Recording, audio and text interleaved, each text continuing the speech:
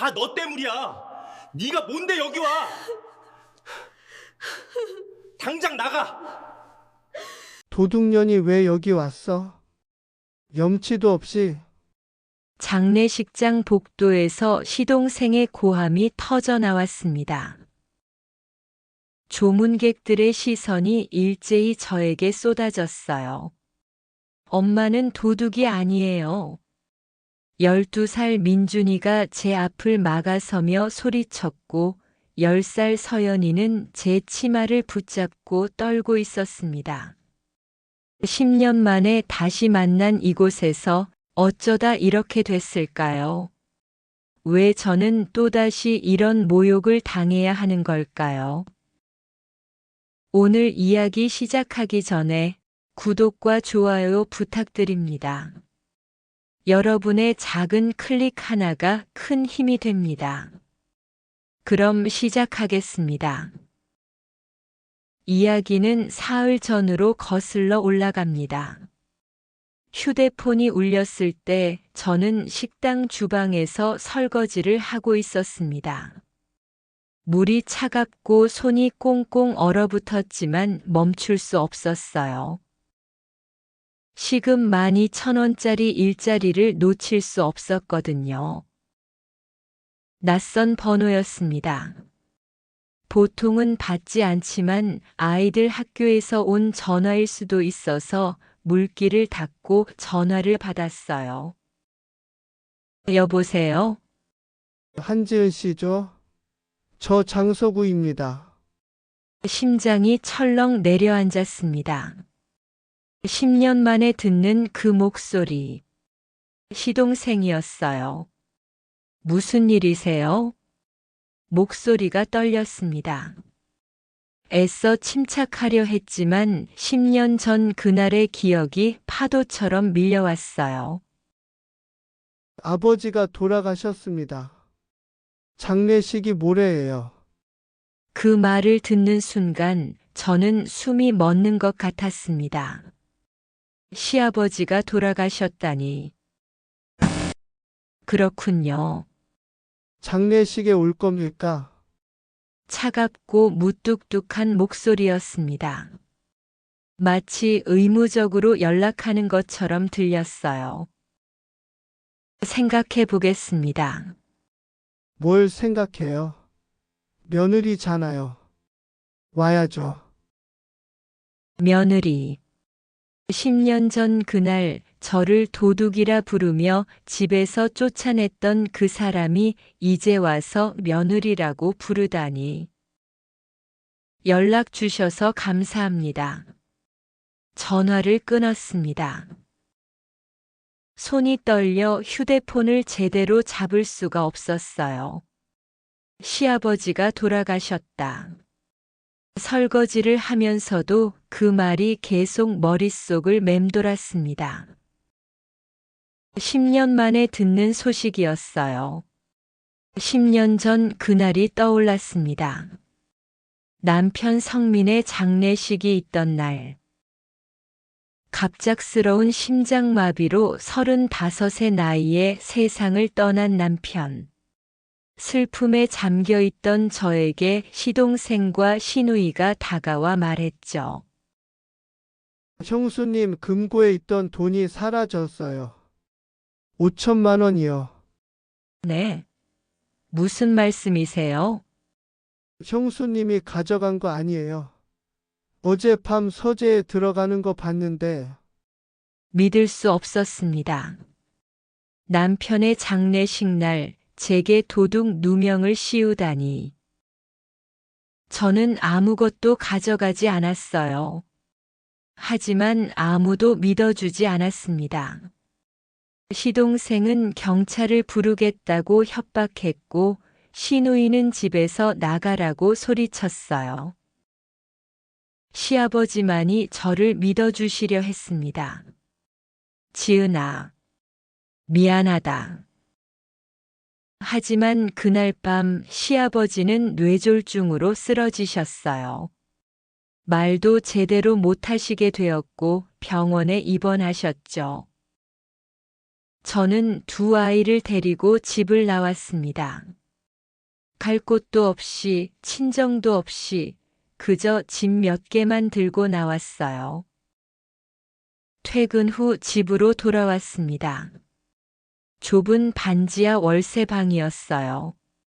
민준이와 서연이가 숙제를 하고 있었습니다. 엄마 왔어요? 응, 엄마 왔어. 아이들의 환한 미소를 보는 것만으로도 하루의 피로가 조금은 풀렸습니다. 엄마, 오늘 학교에서 그림 대회에서 상 받았어요. 서연이가 상장을 보여줬어요. 저는 딸을 안으며 눈물이 핑 돌았습니다. 이렇게 착한 아이들인데 왜 도둑의 자식이라는 말을 들어야 하지? 엄마, 괜찮아요? 민준이가 걱정스러운 눈으로 저를 바라봤습니다. 12살밖에 안 된 아이가 벌써 너무 많이 컸어요. 어린 나이에 엄마 눈치를 보며 동생을 챙기며 살아왔죠. 응, 괜찮아. 그냥 기쁜 눈물이야. 저녁을 차리며 생각했습니다. 장례식에 가야 할까요? 10년 동안 연락 한 번 없던 시댁이었습니다. 저를 도둑으로 몰아 쫓아냈던 사람들이었어요. 하지만 시아버지는 달랐습니다. 유일하게 저를 믿어주셨던 분이었죠. 민준아, 서연아. 네, 엄마. 할아버지가 돌아가셨대. 아이들의 얼굴이 굳어졌습니다. 친할아버지요? 응. 그럼 장례식 가야 해요? 민준이의 목소리가 떨렸습니다. 아이들도 기억하고 있었어요. 10년 전 그 집에서 쫓겨나던 날을. 엄마가 생각 좀 해볼게. 그날 밤 잠이 오지 않았습니다.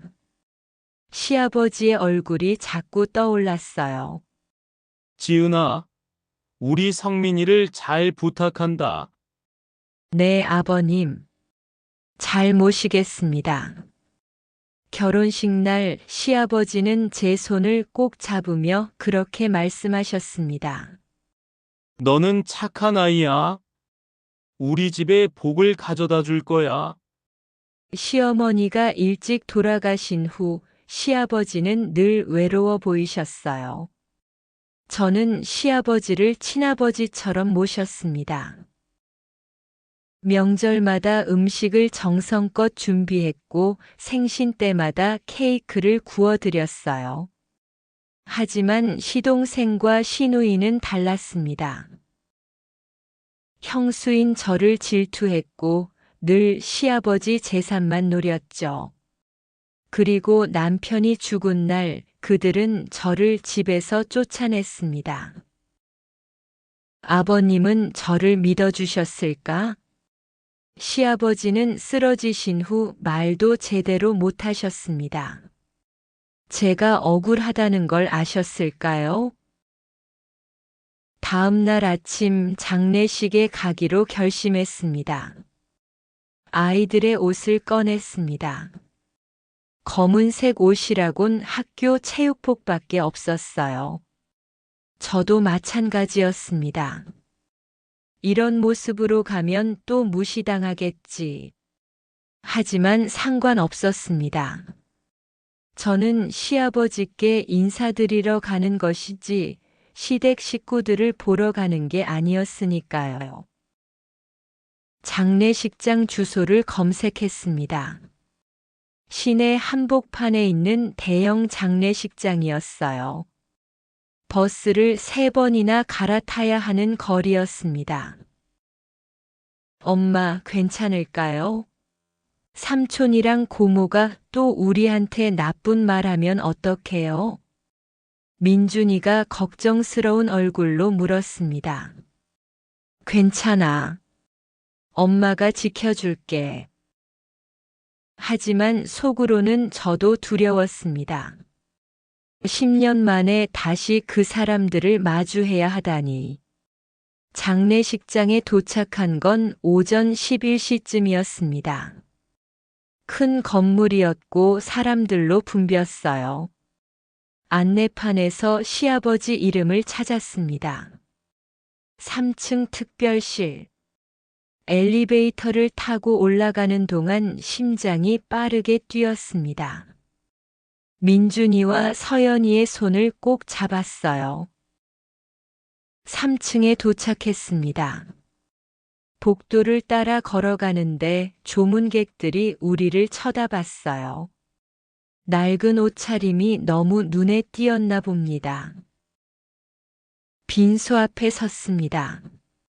큰 영정 사진 속에서 시아버지가 웃고 계셨어요.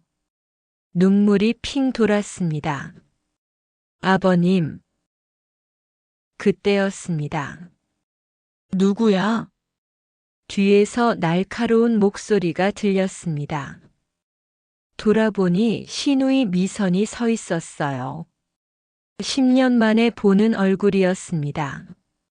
화려한 옷을 입고 비싼 액세서리를 걸치고 있었어요. 형님. 아니, 당신이 왜 여기 와? 아버님께 인사드리러 왔어요. 뻔뻔하게. 도둑질하고 도망간 주제에. 조문객들이 수군거리기 시작했습니다. 그리고 시동생 서구가 나타났습니다. 한지은 씨, 당신 여기 올 자격 없어요. 나가세요. 저는 며느리예요. 시아버지께 마지막 인사드릴 권리가 있어요. 권리? 10년 전에 그 권리 다 포기했잖아요. 서구의 목소리가 커졌고 사람들이 몰려들었습니다. 그리고 오프닝 장면처럼 저는 다시 한번 도둑이라는 말을 들어야 했습니다. 도둑년이 왜 여기 왔어? 염치도 없이. 서구의 고함에 빈소 앞이 순식간에 조용해졌습니다. 조문객들의 시선이 일제히 저에게 쏟아졌어요. 엄마는 도둑이 아니에요. 민준이가 제 앞을 막아서며 소리쳤습니다. 작은 몸으로 저를 지키려는 아들의 모습에 가슴이 찢어지는 것 같았어요. 애들까지 데리고 와서 쇼하려고. 정말 뻔뻔하네. 미선이 비웃으며 말했습니다. 그녀의 손에는 비싼 명품 핸드백이 들려 있었어요. 저는 침착하게 대답하려 애썼습니다. 저는 시아버님께 마지막 인사를 드리러 왔을 뿐이에요. 마지막 인사? 웃기지 마. 10년 동안 연락 한 번 없다가 이제 와서. 서구가 한 발 더 다가섰습니다. 그의 눈에는 저기가 가득했어요. 혹시 재산 노리고 온 거 아니야? 그 말에 저는 고개를 들어 서구를 똑바로 바라봤습니다. 재산이요? 웃기는 소리 하지 마세요. 10년 전에 제가 뭘 가져갔다고 그러셨죠? 5천만 원. 아버지 금고에서 훔쳐간 거. 서구의 목소리가 빈소 전체에 울렸습니다.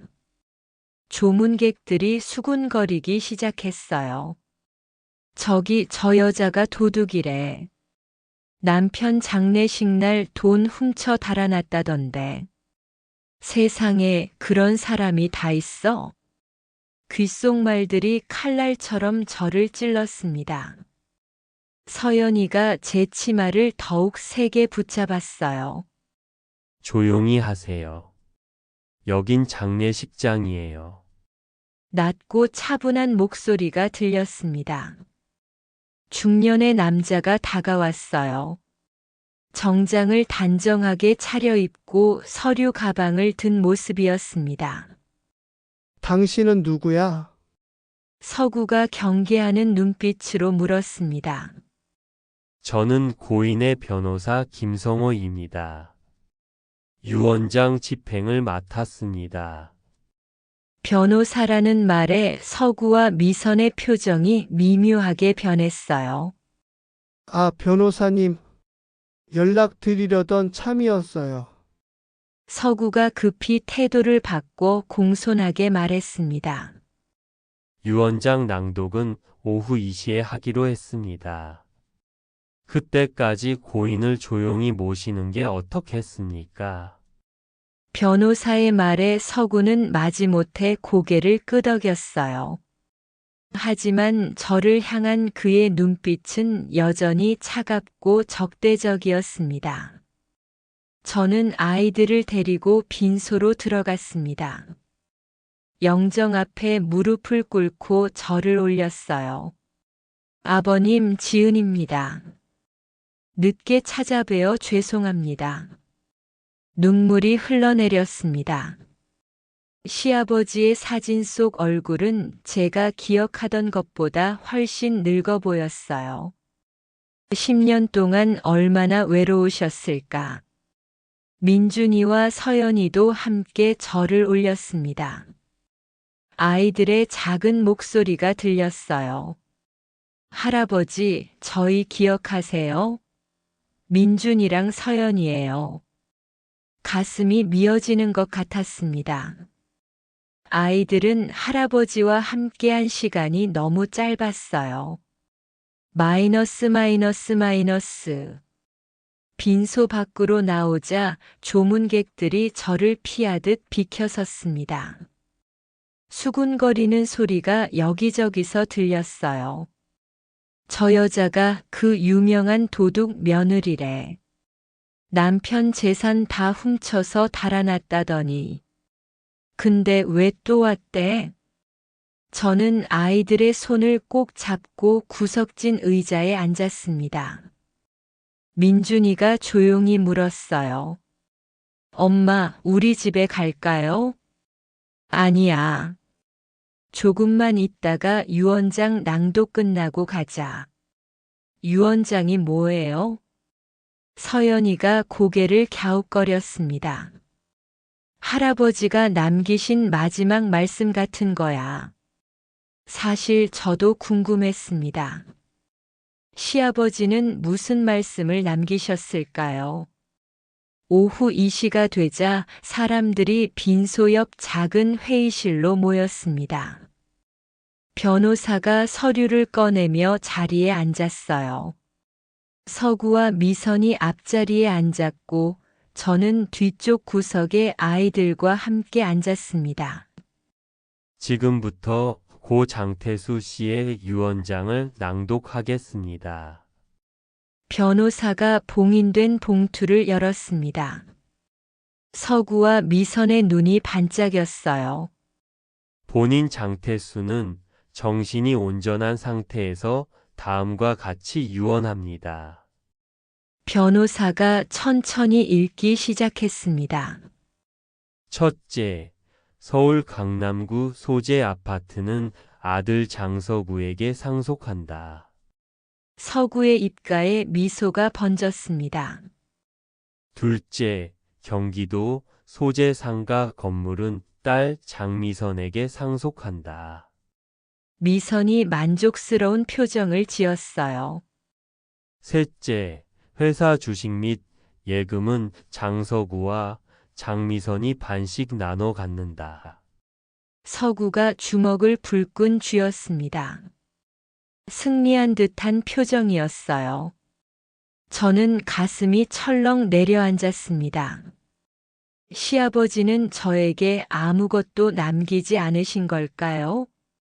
이상입니다. 변호사가 서류를 내려놓았습니다. 서구와 미선이 환하게 웃으며 일어섰어요. 역시 아버지는 우리만 생각하셨어. 당연하지. 우리가 친자식인데. 두 사람은 저를 힐끗 쳐다보며 비웃었습니다. 저는 아무 말도 할 수 없었어요. 실망했지만 예상했던 일이기도 했습니다. 그래도 시아버지가 저를 믿어주셨을 거라고 생각했는데. 1층 로비에 거의 다 내려왔을 때 누군가 제 팔을 가볍게 잡았습니다. 변호사였습니다. 그는 주변을 살피며 낮은 목소리로 말했습니다. 한지은 씨 잠깐만요. 제가 드릴 말씀이 있습니다. 무슨 말씀이요? 다른 유언장이 하나 더 있습니다. 고인께서 2년 전에 작성하신 겁니다. 그런데 변호사가 말을 이으려는 순간 위층에서 누군가 계단을 쿵쿵 내려오는 소리가 들렸습니다. 시동생 박석진이었습니다. 그는 우리를 보자마자 얼굴이 굳어졌습니다. 뭐 하는 겁니까, 변호사님? 낭독은 끝났잖아요. 그게 한지은 씨께 상속 절차에 대해 설명을. 그럴 필요 없어요. 형수님은 상속인도 아니잖아요. 석진의 목소리가 날카로워졌습니다. 그는 저와 변호사 사이를 가로막으며 서류 가방을 보았습니다. 혹시 다른 서류 보여주려고 하셨던 건 아니죠? 무슨 말씀을? 아버지 유언장은 하나뿐입니다. 그거 하나로 끝이에요. 석진은 변호사의 어깨를 툭 치며 위협적으로 말했습니다. 변호사는 당황한 표정으로 저를 보았지만 결국 고개를 숙였습니다. 죄송합니다, 한지은 씨. 제가 착각했나 봅니다. 저는 그 순간 알 수 있었습니다. 분명 무언가 숨겨진 것이 있다는 것을. 석진의 과한 반응, 변호사의 불안한 눈빛, 그리고 방금 들었던 다른 유언장이라는 말. 변호사님, 정확히 뭐가 있는 건가요? 형수님 괜한 오해하지 마세요. 아무것도 없어요. 석진이 제 앞을 막아섰습니다. 그의 눈빛에는 경고가 담겨 있었습니다. 아버지 뜻대로 된 거예요. 형수님은 이제 집안일 신경 쓰지 않으셔도 돼요. 그 말에 저는 비틀거렸습니다. 집안일 신경 쓰지 않아도 된다는 말이 사실은 이제 이 집안 사람이 아니다라는 뜻으로 들렸기 때문입니다. 변호사는 석진의 눈치를 보더니 서둘러 자리를 떠났습니다. 저는 그 자리에 홀로 남아 텅 빈 로비를 바라보았습니다. 다른 유언장. 2년 전에 작성된. 그 순간 10년 전 기억이 떠올랐습니다. 병원 복도였습니다. 큰 수술을 앞둔 시아버지가 제 손을 꼭 잡으며 말씀하셨습니다. 지은아, 네, 아버님. 미안하다. 내가 지켜주지 못해서. 무슨 말씀이세요? 석진이가 너무 욕심이 많아. 내가 살아있을 때는 괜찮은데 내가 없으면. 시아버지는 더 말씀하시지 못하고 눈을 감으셨습니다. 저는 그때 그 말을 대수롭지 않게 넘겼습니다. 아버님이 수술 전 불안해서 하신 말씀이라고 생각했습니다. 하지만 지금 그 말이 다르게 들렸습니다. 아버님이 저를 지켜주려 하신 거였구나. 그래서 다른 유언장을 만드셨던 거구나. 저는 주먹을 쥐었습니다. 손톱이 손바닥을 파고들었지만 아프지 않았습니다. 분노와 억울함이 가슴을 타고 올라왔습니다. 그 유언장을 찾아야 해. 저는 장례식장 밖으로 나갔습니다. 11월의 차가운 바람이 얼굴을 때렸지만 오히려 정신이 또렷해졌습니다. 휴대폰을 꺼내 변호사 사무실 번호를 검색했습니다. 내일 아침 첫 전화는 그곳으로 해야겠습니다. 석진이 아무리 막아도 진실은 반드시 밝혀질 것입니다. 집으로 돌아가는 길 저는 결심했습니다. 빈손으로 쫓겨날 순 없어. 10년이 이렇게 끝날 순 없어. 장례식이 끝난 지 사흘이 지났습니다. 저는 좁은 원룸에 돌아와 아이들이 학교에 간 사이 혼자 앉아 있었습니다. 창밖으로 11월의 차가운 비가 내렸고 빗소리만이 정막을 깼습니다. 휴대폰을 꺼내 변호사 사무실 번호를 몇 번이고 눌렀다가 지웠습니다. 전화를 걸어봐야 무슨 소용이 있을까요? 석진이 그렇게 막아섰는데 변호사가 제 편을 들어줄 리 없었습니다. 그냥 포기하는 게 나을까? 손에 든 커피는 이미 식어버렸습니다. 저는 그걸 한 모금 마시며 쓴맛을 삼켰습니다. 30년이 이렇게 끝나는 건가요? 아무것도 손에 쥐지 못한 채. 초인종이 울렸습니다. 저는 깜짝 놀라 일어났습니다. 아이들은 학교에 있고 이 시간에 찾아올 사람은 없었습니다. 혹시 시댁 식구들이 또 무슨 일로 찾아온 건 아닐까요? 문을 열자 검은 양복 차림의 중년 남자가 서 있었습니다.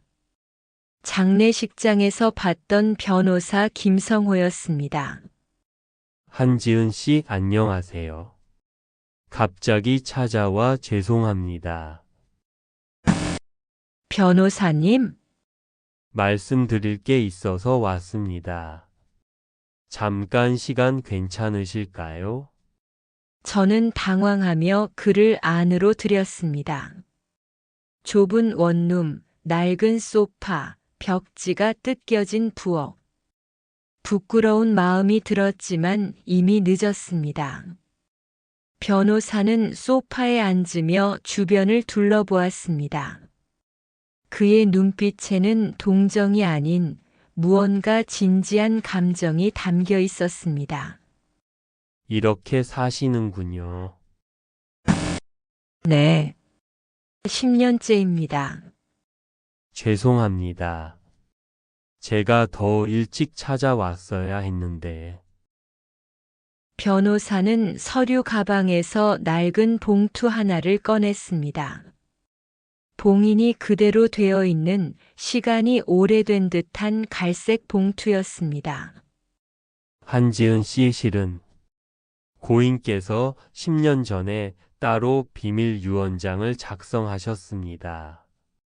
그 순간 심장이 멎는 듯 했습니다. 비밀. 유언장이요? 네. 장태수 회장님께서 제 사무실을 찾아오셔서 아무도 모르게 이 유언장을 보관해 달라고 하셨습니다. 그리고 내가 죽은 후 정확히 일주일 뒤에 며느리 한지은에게만 공개하라고 하셨습니다. 저는 믿을 수 없다는 표정으로 봉투를 바라보았습니다. 시아버지가 10년 전에 이미 유언장을, 하지만 장례식장에서는 다른 유언장이. 그건 2년 전에 작성된 겁니다. 장서구 씨와 장미선 씨가 알고 있는 것은 그 유언장 뿐입니다. 하지만 법적으로는 가장 최근에 작성된 유언장이 우선입니다. 변호사는 봉투를 제 앞에 놓았습니다. 이 유언장에는 모든 재산을 한지은 씨에게 상속한다는 내용이 있습니다. 저는 입을 다물지 못했습니다. 손이 떨려 봉투를 제대로 잡을 수도 없었습니다. 그리고 시댁 식구들이 저지른 일에 대한 증거도 함께 있습니다. 증거요? 무슨 증거가? 변호사는 잠시 망설이다가 조심스럽게 말을 이었습니다. 회장님께서는 10년 전 장성민 씨의 사망에 의문을 품으셨습니다. 그리고 그날 장례식에서 박지은 씨가 쫓겨난 일도 모두 알고 계셨습니다. 아버님이 알고 계셨다고요? 네. 하지만 회장님은 그때 이미 뇌졸중 전조 증상이 있으셨고 가족들 앞에서 제대로 말씀하시지 못했습니다. 그래서 저를 찾아오셔서 이 유언장을 맡기신 겁니다. 변호사는 가방에서 또 다른 서류 봉투를 꺼냈습니다. 이 안에는 CCTV 영상, 사본, 녹취록, 그리고 회장님께서 직접 작성하신 증언서가 들어 있습니다. 장서구 씨와 장미선 씨가 어떻게 장성민 씨를 괴롭혔는지, 그리고 한지은 씨에게 어떤 누명을 씌웠는지에 대한 모든 증거입니다. 저는 그 자리에 주저앉았습니다. 다리에 힘이 풀렸습니다. 아버님이 모든 걸 알고 계셨구나. 눈물이 쏟아졌습니다. 10년 동안 참았던 눈물이, 억울함이, 분노가 한꺼번에 터져 나왔습니다. 왜 이제야 말씀하시는 거예요? 회장님의 유언이었습니다. 내가 죽은 후 일주일 뒤에 공개하라. 그 전에는 절대 아무에게도 보여주지 말라고 하셨습니다. 아마도 가족들의 반응을 보고 싶으셨던 것 같습니다. 변호사는 안타까운 표정으로 저를 바라보았습니다. 회장님은 마지막 순간까지 고민하셨습니다. 자식들을 믿고 싶었지만 결국 그들이 변하지 않았다는 걸 확인하셨습니다. 그래서 이 유언장을 한지은 씨에게 남기신 겁니다. 저는 봉투를 떨리는 손으로 받았습니다. 묵직했습니다. 10년의 무게가 담긴 봉투였습니다. 한지은 씨, 이제 선택하셔야 합니다. 변호사가 진지하게 말했습니다. 이 유언장을 공개하면 장서구 씨와 장미선 씨는 모든 것을 잃게 됩니다. 재산뿐만 아니라 그들이 저지른 범죄도 드러나게 됩니다. 범죄요? 네. 증거를 보시면 아시겠지만 그들이 한 일은 단순한 재산 다툼이 아닙니다. 유산 조작, 사기, 그리고 변호사는 말을 멈췄습니다. 장성민 씨의 사망과 관련된 정황도 있습니다. 그 순간 온몸이 얼어붙었습니다. 성민이의 사망? 무슨 말씀이세요? 지금은 자세히 말씀드릴 수 없습니다. 직접 증거를 보시고 판단하시는 게 좋겠습니다. 변호사는 명함을 꺼내 제 손에 쥐어주었습니다. 생각하실 시간을 드리겠습니다. 하지만 법적 시효가 있으니 늦어도 이번 주 안에 결정하셔야 합니다. 만약 제가 이 유언장을 공개하지 않으면 그럼 이 봉투는 영원히 열리지 않습니다. 회장님의 뜻도 한지은 씨의 억울함도 묻히게 됩니다. 변호사는 일어서며 덧붙였습니다. 하지만 한지은 씨, 한 가지 명심하세요. 이 싸움은 쉽지 않을 겁니다. 장서구 씨와 장미선 씨는 가만히 있지 않을 테니까요. 알고 있어요. 그들은 이미 변호사를 선임했고 회장님 재산을 자기들 명의로 옮기려고 준비 중입니다. 시간이 없습니다. 변호사가 현관문을 열며 마지막으로 말했습니다. 한지은 씨, 회장님은 당신을 믿으셨습니다. 그러니 스스로를 믿으세요. 문이 닫혔습니다. 저는 소파에 앉아 손에 든 봉투를 바라보았습니다. 시아버지의 마지막 믿음, 10년간의 진실, 그리고 제 억울함을 풀 수 있는 유일한 기회. 하지만 동시에 이 봉투를 열면 돌이킬 수 없다는 것도 알았습니다. 시댁과의 전쟁이 시작될 것입니다. 어떻게 해야 하지? 그때 현관문이 열렸습니다. 학교에서 돌아온 민준이와 서연이었습니다. 엄마, 우리 왔어요. 엄마, 오늘 급식 진짜 맛있었어요.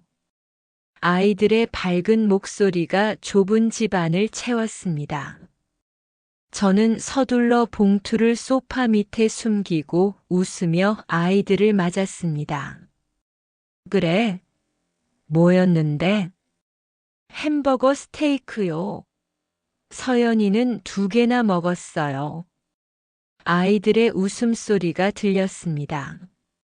저는 그 모습을 보며 생각했습니다. 이 아이들을 위해서라도 포기할 순 없어. 그날 밤 아이들이 잠든 후 저는 봉투를 열었습니다. 시아버지의 육필 편지가 맨 위에 있었습니다. 지은아, 미안하다. 내가 살아서 너를 지켜주지 못해서. 하지만 이제라도 진실을 밝힐 수 있다면 부디 용기를 내주기를. 너는 우리 가족 중 유일하게 성민이를 진심으로 사랑했고 아이들을 훌륭하게 키웠다. 내가 받아야 할 것을 찾아가기를. 마이너스 아버지가. 저는 편지를 가슴에 안았습니다. 그리고 결심했습니다. 아버님, 저 끝까지 싸우겠습니다. 제 억울함과 성민이의 진실을 꼭 밝히겠습니다. 다음 날 아침 저는 변호사 사무실로 향했습니다. 손에는 시아버지가 남긴 봉투를 꼭 쥐고 있었습니다. 밤새 편지만 읽고 안에 든 다른 서류들은 볼 용기가 나지 않았습니다. 성민이의 죽음에 뭔가 숨겨진 게 있다면 정말 알아야 할까? 엘리베이터 안에서 저는 거울에 비친 제 얼굴을 보았습니다. 핏기 없는 얼굴, 다크서클이 짙게 깔린 눈과 떨리는 손. 10년 전 그날 이후로 멈춰버린 시간이 다시 움직이려 하고 있었습니다. 변호사 사무실 문을 열자 김성호 변호사가 기다리고 있었습니다. 오셨군요. 앉으세요. 저는 소파에 앉았습니다. 변호사는 노트북을 켜며 조심스럽게 말했습니다. 한지은 씨, 오늘 보실 내용은 충격적일 겁니다. 마음의 준비를 하세요. 괜찮습니다. 저 알아야 해요. 변호사는 고개를 끄덕이고 USB를 노트북에 꽂았습니다. 화면에 CCTV 영상이 떠올랐습니다. 날짜는 2014년 3월 15일. 성민이가 죽기 일주일 전이었습니다. 영상 속 장소는 시댁 거실이었습니다. 성민이와 서구가 마주 앉아 있었습니다. 형, 이번 계약건 나한테 넘겨. 내가 더 잘할 수 있어. 서구야, 그건 아버지가 나한테 맡기신 일이야. 형은 맨날 그렇게 아버지 말씀만 듣고 살 거야? 욕심 좀 가져, 욕심. 서구의 목소리가 점점 높아졌습니다. 성민이는 그저 고개를 저으며 대답했습니다. 서구야, 우리 형제끼리 싸우지 말자. 형제? 형은 나를 경쟁자로밖에 안 봤잖아. 영상이 멈췄습니다. 변호사가 설명했습니다. 이 영상은 회장님 서재에 있던 CCTV입니다. 회장님께서 몰래 설치하신 거였죠. 두 아들의 관계가 심상치 않다는 걸 눈치채셨던 겁니다. 저는 화면을 멍하니 바라보았습니다. 성민이의 지친 얼굴이 보였습니다. 그 당시 저는 몰랐습니다. 남편이 집에서 얼마나 힘들어 했는지. 다음 영상입니다. 날짜는 2014년 3월 20일. 성민이가 죽기 이틀 전이었습니다. 이번엔 시댁 주방이었습니다. 서구가 무언가를 컵에 넣고 있었습니다. 그리고 그 컵을 거실 탁자에 놓았습니다. 잠시 후 성민이가 들어와 그 컵을 들고 물을 마셨습니다. 이게 뭐예요? 회장님께서 의심하셨던 겁니다. 성민 씨가 갑자기 건강이 나빠진 이유를요. 변호사는 또 다른 서류를 꺼냈습니다. 이건 성민 씨 사후 부검 소견서입니다. 당시에는 급성 심장마비로 결론이 났지만 회장님이 개인적으로 재검사를 의뢰하셨습니다. 서류를 보는 순간 숨이 멎었습니다. 미량의 디기탈리스 성분 검출. 장기 복용 시 심장 부정맥 유발 가능. 디기탈리스는 심장약에 쓰이는 성분입니다. 하지만 과다 복용하면 치명적입니다. 그럼 시동생이 제 남편에게 말을 이을 수 없었습니다. 손이 떨려 서류를 제대로 잡을 수 없었습니다. 직접적인 살인이라고 단정할 순 없습니다. 하지만 의도적으로 건강을 해친 정황은 분명합니다. 아니야. 이럴 수가. 저는 고개를 흔들었습니다. 믿고 싶지 않았습니다. 아무리 욕심이 많아도 친형을 이렇게까지 할 수 있단 말입니까? 변호사가 또 다른 파일을 열었습니다. 이번엔 녹취록이었습니다. 이건 성민 씨 사망 다음 날 장례식장에서 녹음된 겁니다. 재생 버튼을 누르자 서구와 미선의 목소리가 들렸습니다. 오빠, 새언니 정말 쫓아낼 거야? 당연하지. 형수가 있으면 재산 나눠야 하잖아. 근데 어떻게 쫓아내? 간단해. 돈 훔쳤다고 하면 돼. 증거는 내가 만들 테니까. 그게 먹힐까? 아버지가 지금 정신이 없으셔. 뭘 제대로 판단하시겠어. 우리만 목소리 높이면 형수는 끝이야. 녹음이 끝났습니다. 저는 그 자리에서 울음을 터뜨렸습니다. 10년 동안 억눌렀던 모든 것이 폭발했습니다. 그 사람들이 그렇게 계획한 거였어요. 저를 쫓아내는 게 처음부터 짜고 친 거였어요. 변호사는 아무 말도 하지 않았습니다. 그저 조용히 티슈를 건네주었습니다. 저는 얼굴을 감싸 쥐고 흐느꼈습니다. 10년 전 그날이 떠올랐습니다. 남편의 장례식 이틀째 날이었습니다. 저는 영정 사진 앞에 앉아 눈물도 다 말라버린 채 멍하니 있었습니다. 서구가 다가와 조용히 말했습니다. 형수님 잠깐 나와봐요. 저는 따라 나갔습니다. 복도 구석에 서구와 미선, 그리고 몇몇 친척들이 모여 있었습니다. 형수님 금고 열쇠 어디 있어요? 금고요? 아버지 금고요. 형수님이 가져간 거 알아요. 저 그런 거 안 가져갔어요. 거짓말 마세요. CCTV에 다 나왔어요. 서구가 휴대폰을 보여줬습니다.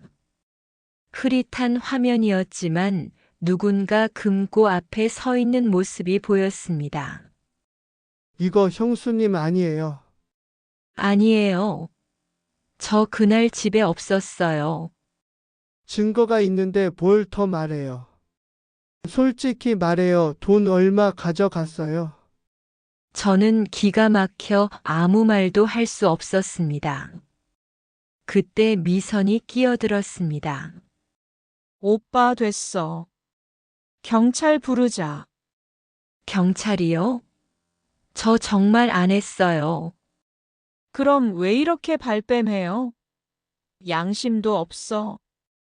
친척들이 수군거리기 시작했습니다. 저는 사면초가였습니다. 시아버지가 휠체어를 타고 나오셨습니다.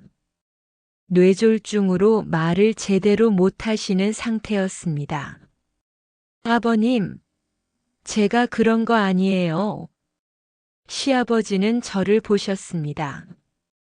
그분의 눈빛에는 슬픔이 담겨 있었습니다. 하지만 말을 하지 못하셨습니다. 입만 떨리고 계셨습니다.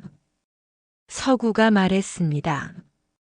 아버지 형수를 경찰에 넘기는 게 맞죠? 시아버지는 고개를 저으셨습니다. 그리고 손짓으로 나가라는 신호를 하셨습니다. 아버님! 하지만 시아버지는 더 이상 저를 보지 않으셨습니다. 고개를 돌리신 채 방으로 들어가셨습니다. 그날 저는 쫓겨났습니다. 짐도 제대로 못 챙긴 채 아이들 손을 잡고 밤 11시에 집을 나왔습니다. 회상에서 깨어난 저는 눈물을 닦았습니다.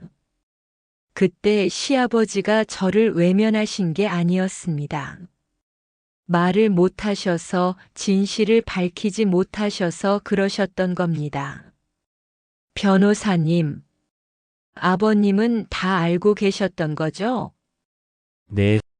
회장님은 그날 밤 이 모든 걸 녹음하셨고 CCTV를 다시 확인하셨습니다.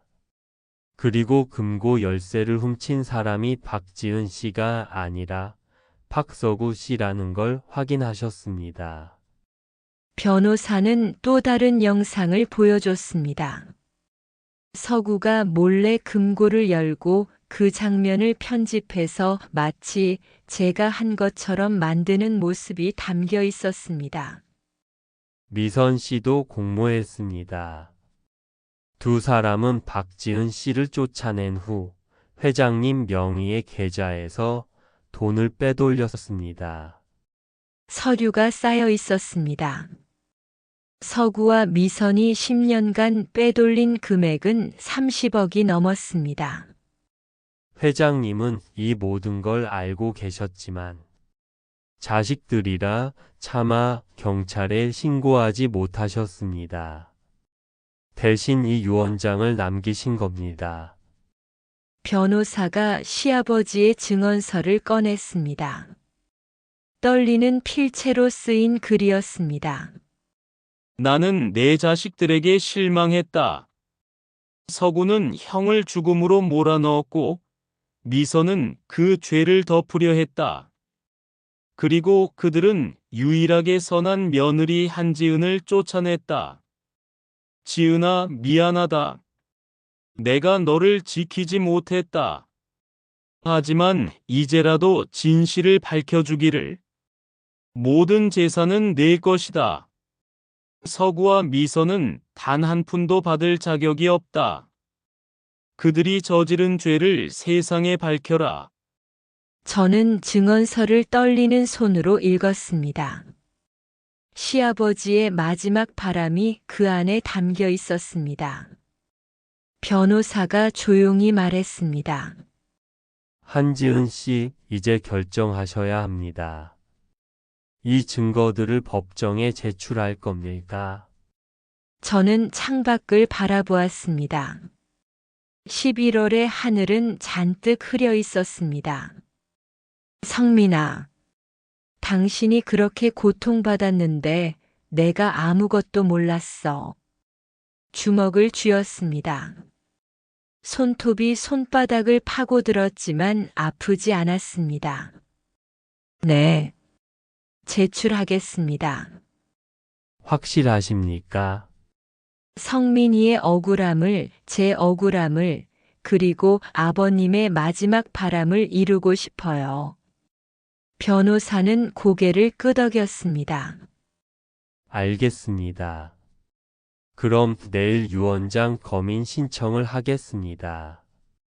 그리고 서구 씨와 미선 씨에게 통지가 갈 겁니다. 그 사람들이 가만히 있을까요? 아니요. 절대 가만히 있지 않을 겁니다. 변호사는 명함에 다른 번호를 적어 건넸습니다. 이 번호는 제 개인 휴대폰입니다. 24시간 언제든지 연락하세요. 그리고 혹시 모르니 아이들을 안전한 곳에 보내두는 게 좋겠습니다. 네. 사무실을 나오는 길, 저는 하늘을 올려다보았습니다. 먹구름 사이로 희미하게 햇살이 비쳤습니다. 성민아, 조금만 기다려. 이제 진실을 밝힐게. 당신을 괴롭힌 그 사람들 절대 용서하지 않을 거야.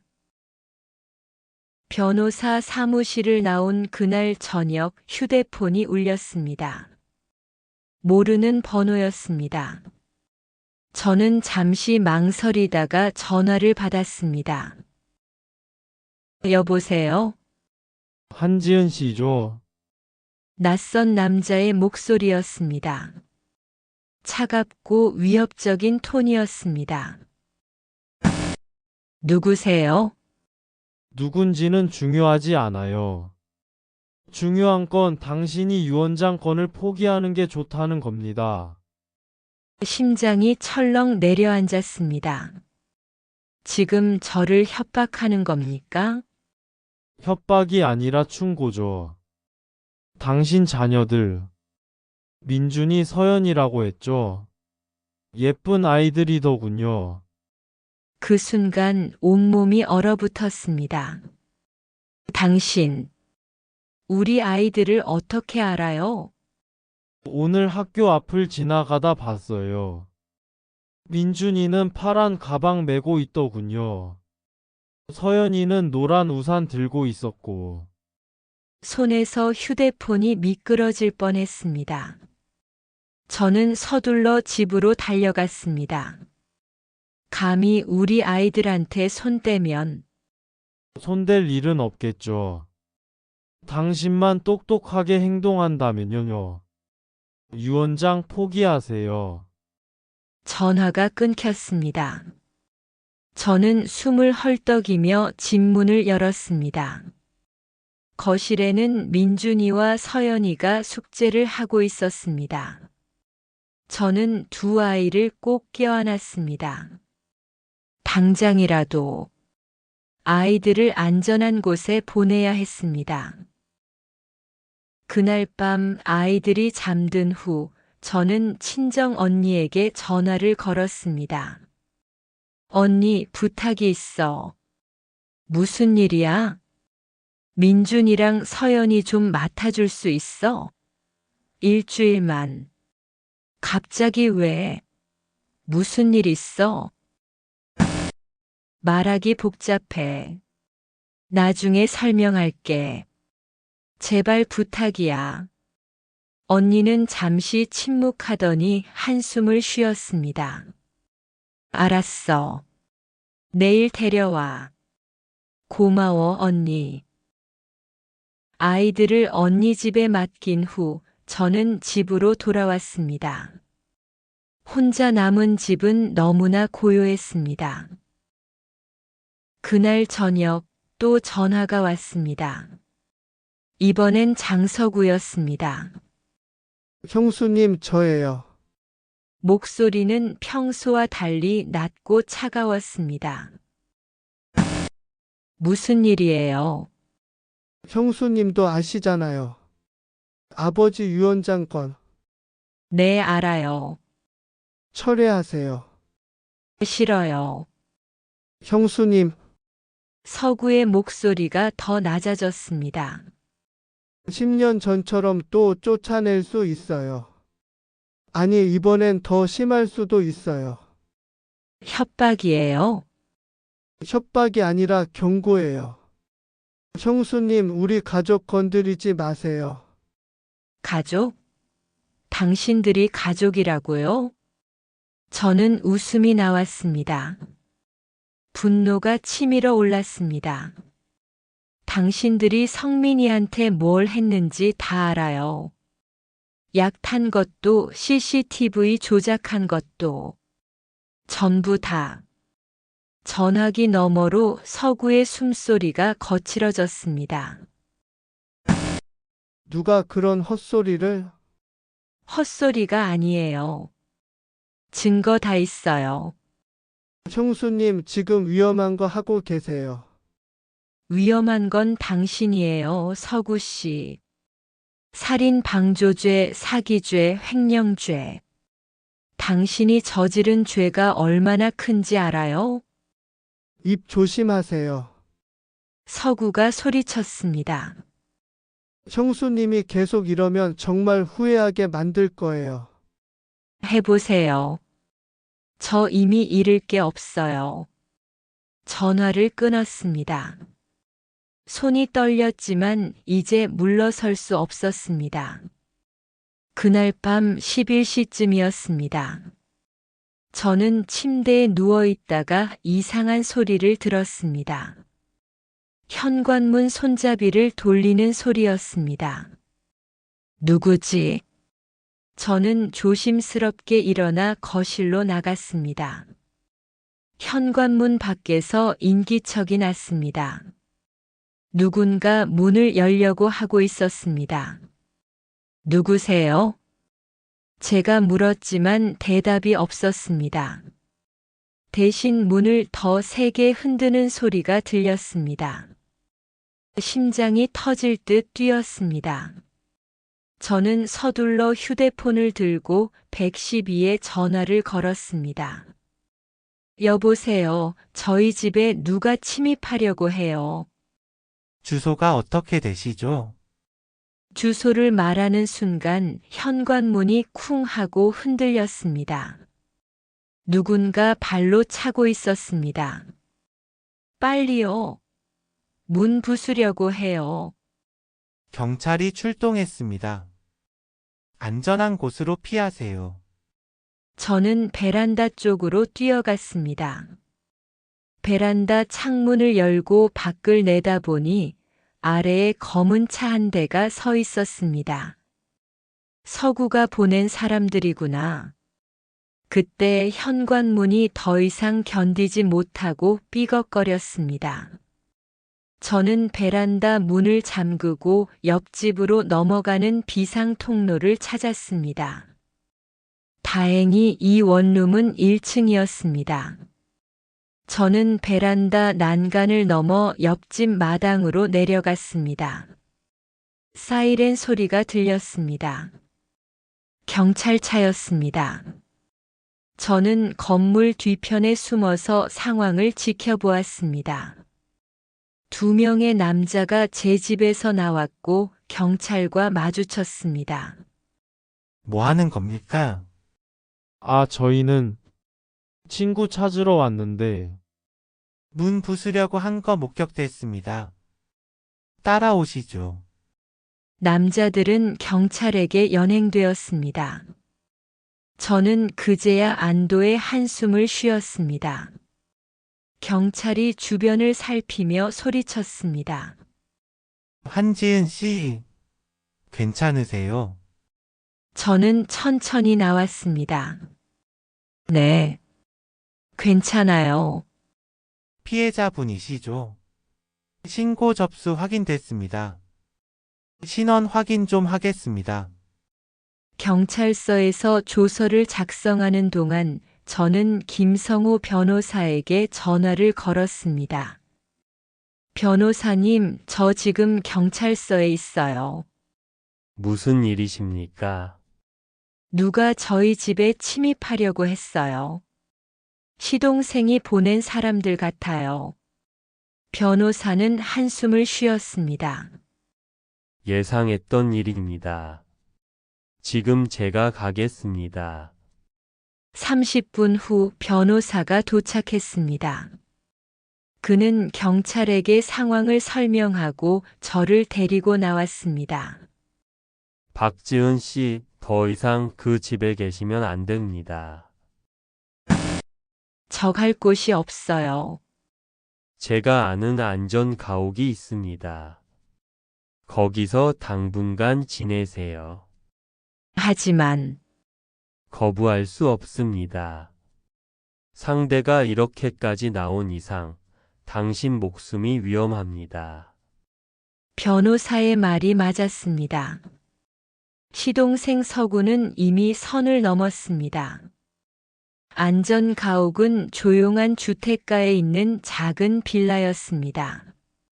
변호사가 열쇠를 건네주며 말했습니다. 여기 며칠만 계세요. 유언장 검인 절차가 끝나면 법정으로 갈 겁니다. 고맙습니다.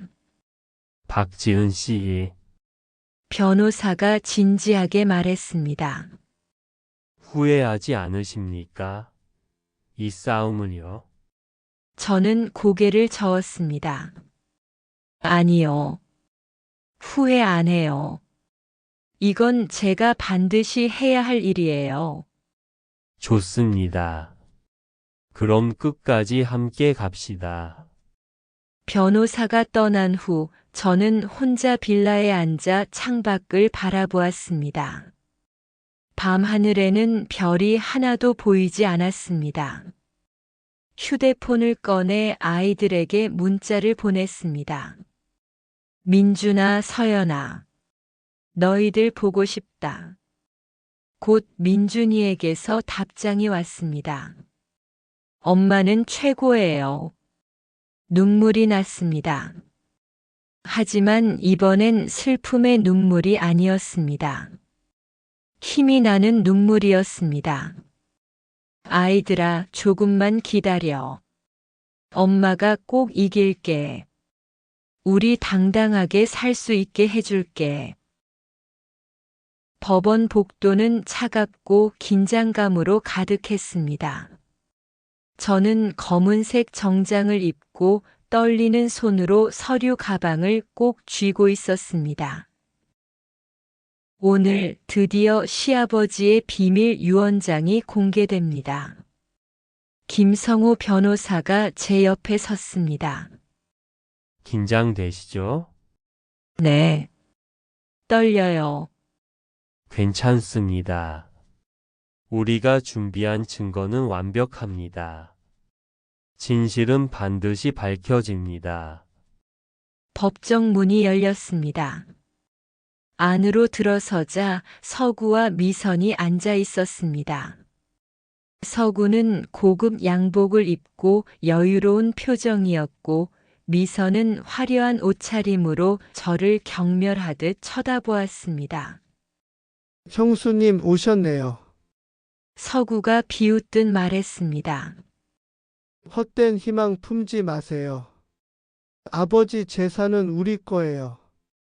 저는 대꾸하지 않았습니다. 그저 자리에 앉아 앞을 바라보았습니다. 재판장이 입장하고 방청석에는 친척들과 기자들이 가득 찼습니다. 이 사건이 언론에 알려지면서 많은 관심을 받고 있었습니다. 지금부터 고 장태수 씨의 유언장 검인 및 유산 상속 관련 심리를 시작하겠습니다. 재판장의 목소리가 울렸습니다. 서구 측 변호사가 먼저 일어났습니다. 재판장님, 저희가 제출한 2022년 작성 유언장이 고인의 최종 의사입니다.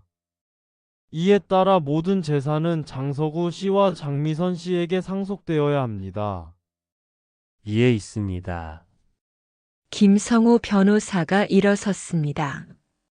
재판장님, 저희는 2014년에 작성된 또 다른 유언장을 제출합니다. 이것이 고인의 진정한 최종 의사입니다. 방청석이 술렁였습니다.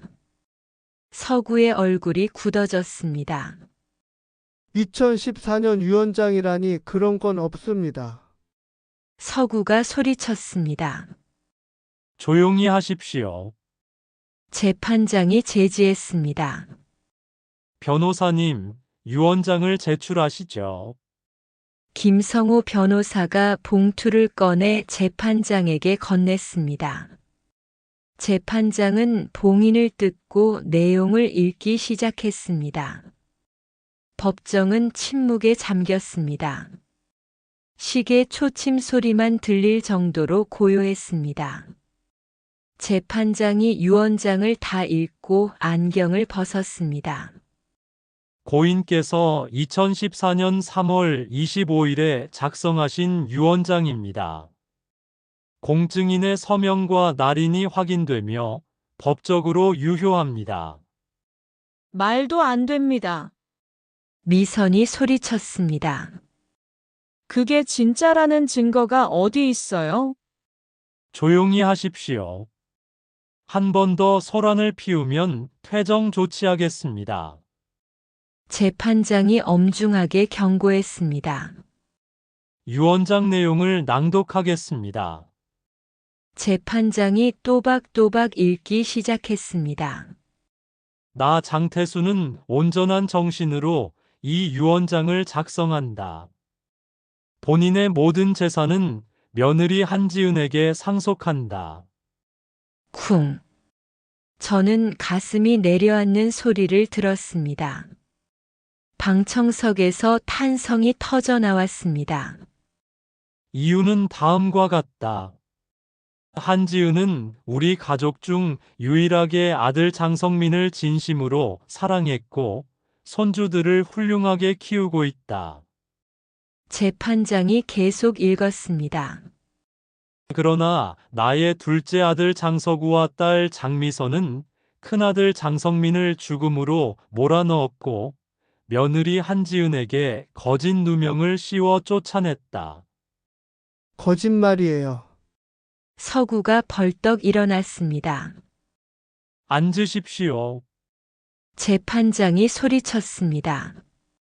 증거는 별도로 제출된 봉투 안에 있다. CCTV 영상, 녹취록, 그리고 나의 증언서가 포함되어 있다. 김성호 변호사가 USB와 서류 뭉치를 제출했습니다. 재판장님, 지금부터 증거 자료를 제시하겠습니다. 스크린이 내려오고 첫 번째 영상이 재생되었습니다. 2014년 3월 15일 서구가 성민을 괴롭히는 장면이었습니다. 형, 이번 계약건 나한테 넘겨. 서구야, 그건 아버지가 나한테 맡기신 일이야. 형은 맨날 그렇게 아버지 말씀만 듣고 살 거야? 영상 속 성민의 지친 얼굴이 보였습니다. 방청석에서 한숨 소리가 들렸습니다. 두 번째 영상이 재생되었습니다. 서구가 컵에 무언가를 넣는 장면이었습니다. 이건 뭡니까? 서구 측 변호사가 당황하며 물었습니다. 장서구 씨가 형의 컵에 약물을 투입하는 장면입니다. 김성호 변호사가 설명했습니다. 그리고 이것은 장성민 씨의 사후 정밀 검사 결과입니다. 디기탈리스 성분이 검출되었습니다. 서류가 재판장에게 전달되었습니다. 디기탈리스는 심장약 성분이지만 과다 복용 시 심장 부정맥을 유발하여 사망에 이를 수 있습니다. 방청석이 술렁였습니다. 기자들이 휴대폰을 꺼내 사진을 찍기 시작했습니다. 서구의 얼굴이 창백해졌습니다. 저건 오해입니다. 오해라고요? 김성호 변호사가 차갑게 물었습니다. 그럼 이것도 오해입니까? 세 번째 녹취록이 재생되었습니다. 서구와 미선의 대화였습니다. 오빠, 새언니 정말 쫓아낼 거야? 당연하지. 형수가 있으면 재산 나눠야 하잖아. 근데 어떻게 쫓아내? 간단해. 돈 훔쳤다고 하면 돼. 증거는 내가 만들 테니까. 녹음이 끝나자 법정은 충격에 휩싸였습니다. 이건 조작입니다. 조작이라고요. 미선이 소리쳤습니다. 조작이 아닙니다. 김성호 변호사가 또 다른 영상을 재생했습니다. 서구가 금고를 열고 CCTV 영상을 편집하는 모습이 담겨 있었습니다.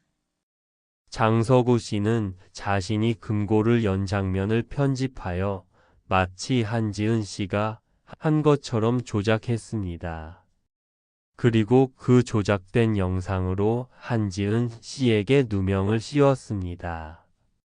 재판장이 서구를 날카롭게 쳐다보았습니다. 피고인 할 말 있습니까? 서구는 말을 잇지 못했습니다. 입만 벌릴 뿐 아무 말도 나오지 않았습니다. 재판장님, 김성호 변호사가 마지막 서류를 제출했습니다.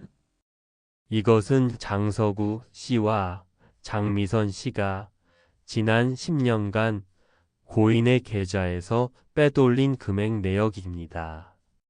총 32억 원입니다. 방청석이 다시 술렁였습니다.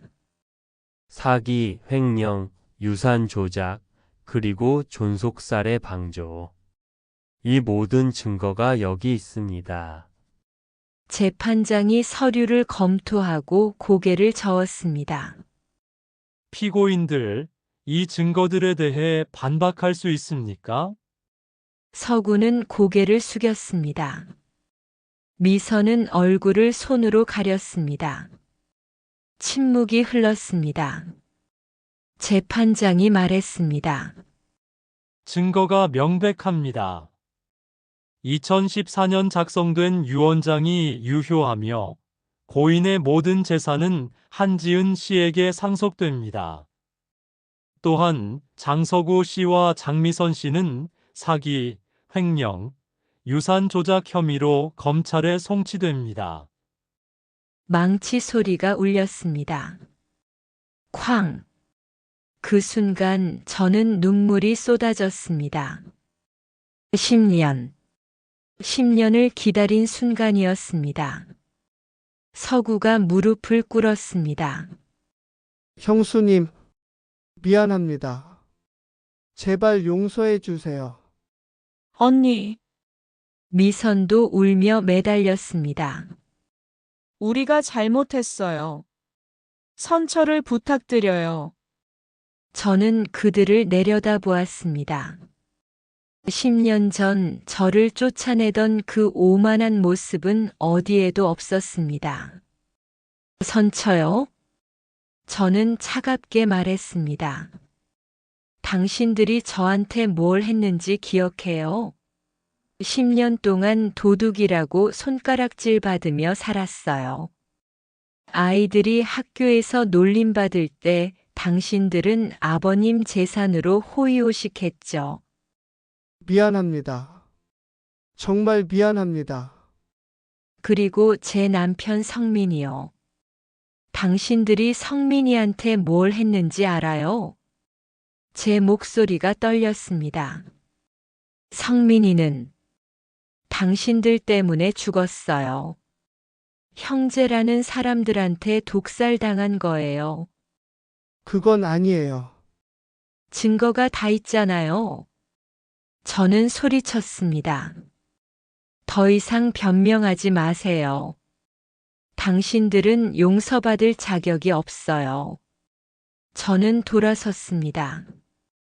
더 이상 그들을 볼 필요가 없었습니다. 법정을 나서는데 기자들이 몰려들었습니다. 한지은 씨, 소감 한 말씀 해주세요. 10년간 억울하셨죠? 앞으로 계획은 어떻게 되십니까? 김성호 변호사가 기자들을 막았습니다. 지금은 답변 드릴 수 없습니다. 양해 부탁드립니다. 법원 밖으로 나오자 따뜻한 햇살이 쏟아졌습니다. 11월인데도 이상하게 따뜻한 날씨였습니다. 저는 하늘을 올려다보았습니다. 성민아, 아버님, 이제야 진실을 밝혔어요. 이제야 억울함을 풀었어요. 눈물이 주르르 흘렀습니다. 하지만 이번엔 슬픔의 눈물이 아니었습니다. 안도와 해방의 눈물이었습니다. 변호사님, 정말 감사합니다. 변호사님 아니었으면 아닙니다. 제가 한 건 아무것도 없어요. 회장님의 준비가 완벽했고 한지은 씨가 끝까지 포기하지 않으셨기 때문입니다. 그래도 정말 고맙습니다. 변호사가 악수를 청했습니다. 한지은 씨, 이제 당당하게 사세요. 당신은 이길 자격이 있는 사람이었습니다. 그날 저녁 저는 시아버지 산소를 찾아갔습니다. 조용한 야산, 단풍이 물든 언덕에 시아버지와 성민이의 묘가 나란히 있었습니다. 저는 묘 앞에 무릎을 꿇고 앉았습니다. 아버님, 저 왔어요. 바람이 불어왔습니다. 마치 대답하시는 것 같았습니다.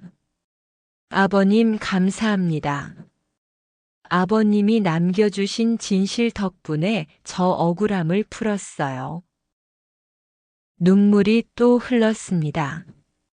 10년. 정말 긴 시간이었어요. 하지만 아버님이 절 믿어주셨다는 거, 그게 저한테 큰 힘이 됐어요. 저는 성민의 묘를 쓰다듬었습니다.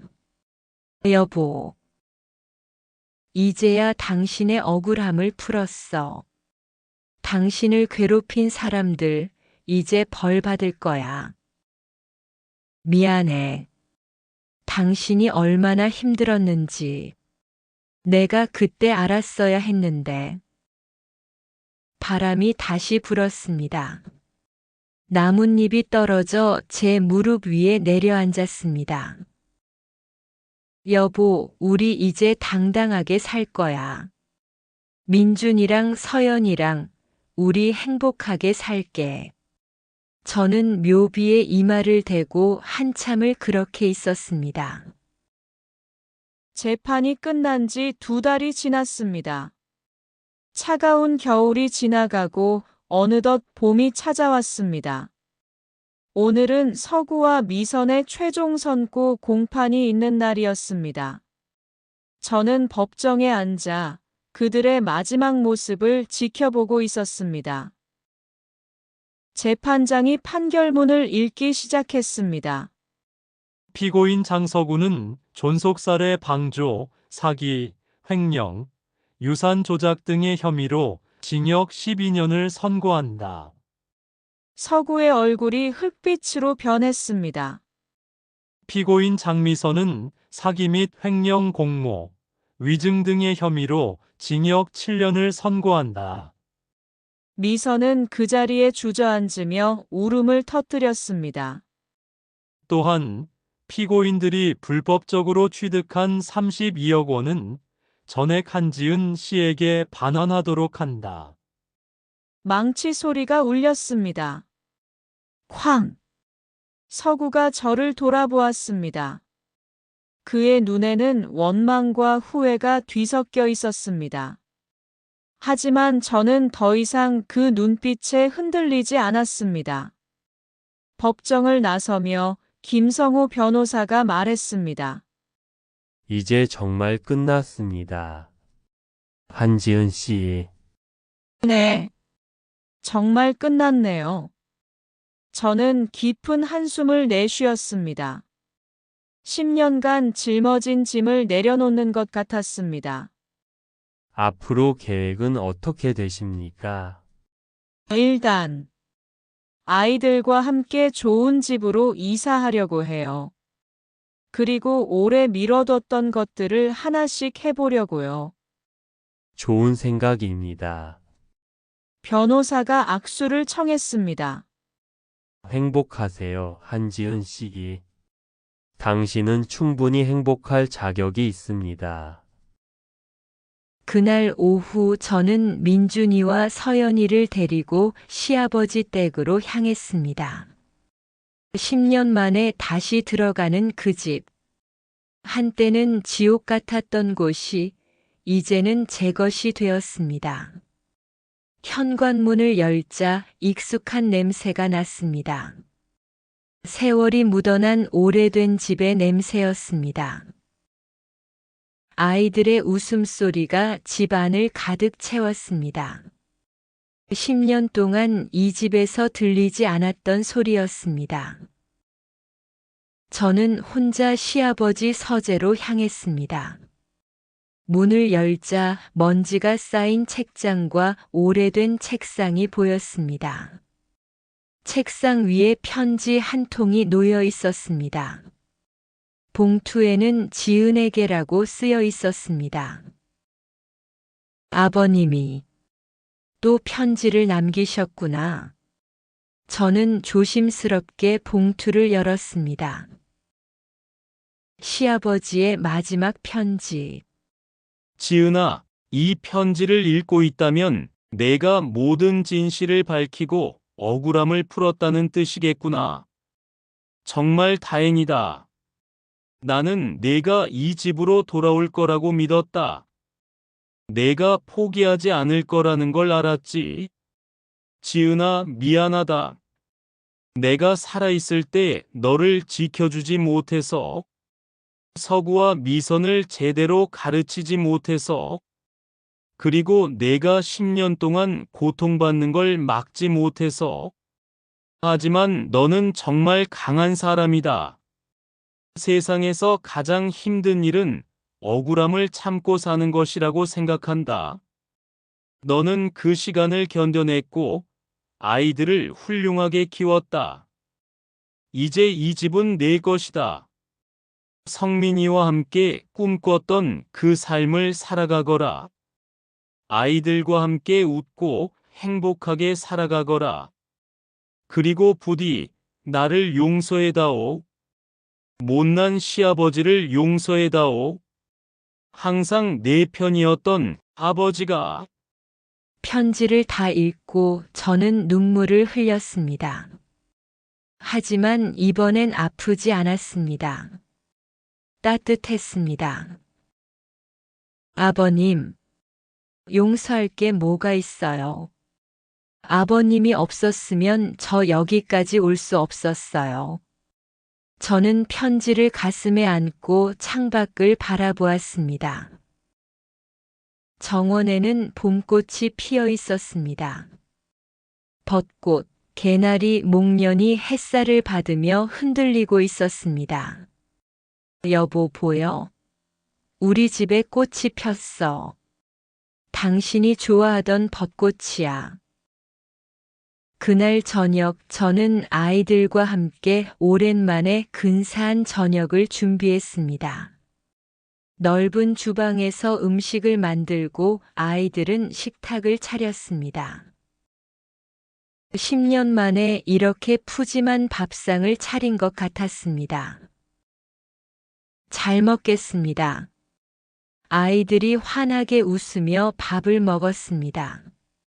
그 모습을 보며 저는 문득 깨달았습니다. 이렇게 소박한 게 행복이었구나. 저녁을 먹고 우리는 거실에 모여 앉았습니다.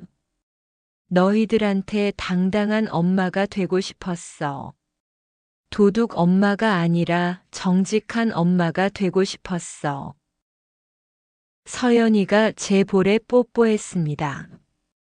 엄마는 원래 정직한 엄마였어요. 우리가 제일 잘 알아요. 밤이 깊어지고 아이들이 잠든 후 저는 혼자 베란다에 나갔습니다. 봄밤의 공기가 상쾌했습니다. 달이 밝았습니다. 그 달빛 아래서 저는 10년 전을 떠올렸습니다. 쫓겨나던 그날 밤, 아이들 손을 잡고 집을 나서던 그 순간, 앞이 보이지 않던 그 시간들. 하지만 이제 그 시간도 의미가 있었습니다.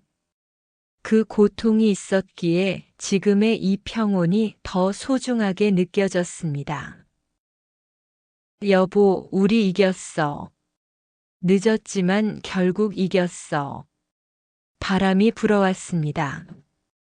마치 대답하는 것 같았습니다. 휴대폰이 울렸습니다. 김성호 변호사였습니다. 한지은 씨 축하드립니다. 횡령된 재산 32억 원이 모두 반환 처리됐습니다. 감사합니다, 변호사님. 이제 정말로 새로운 시작이네요. 네, 정말로요. 전화를 끊고 저는 하늘을 올려다보았습니다. 32억. 큰 돈이었습니다. 하지만 그 돈보다 더 중요한 건 제 명예가 회복되었다는 것이었습니다. 이제 뭘 해야 하지? 문득 10년 전 카페를 차리고 싶다던 남편과의 대화가 떠올랐습니다. 그래, 카페를 해볼까? 그로부터 석 달 후, 작은 카페가 문을 열었습니다. 이름은 성민이네 카페였습니다. 개업 첫날 많은 손님들이 찾아왔습니다. 동네 주민들, 친척들, 그리고 재판 과정을 지켜봤던 기자들까지. 한지은 씨 축하드립니다. 커피 정말 맛있어요. 행복하게 사세요. 저는 사람들에게 웃으며 커피를 내렸습니다. 민준이는 계산을 도와주고 서연이는 손님들에게 메뉴판을 나눠줬습니다. 카페 한쪽 벽에는 성민이의 사진이 걸려 있었습니다. 환하게 웃고 있는 모습이었습니다. 여보, 우리 약속 지켰어. 늦었지만 결국 해냈어. 그날 저녁 카페 문을 닫고 저는 혼자 앉아 창밖을 바라보았습니다. 봄은 가고 초여름이 찾아왔습니다. 가로수에는 푸른 잎이 무성했고 아이들이 뛰어노는 소리가 들렸습니다. 저는 창밖을 바라보았습니다.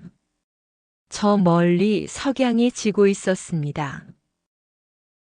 붉은 노을이 하늘을 물들이고 세상은 조용히 어둠을 맞이하고 있었습니다.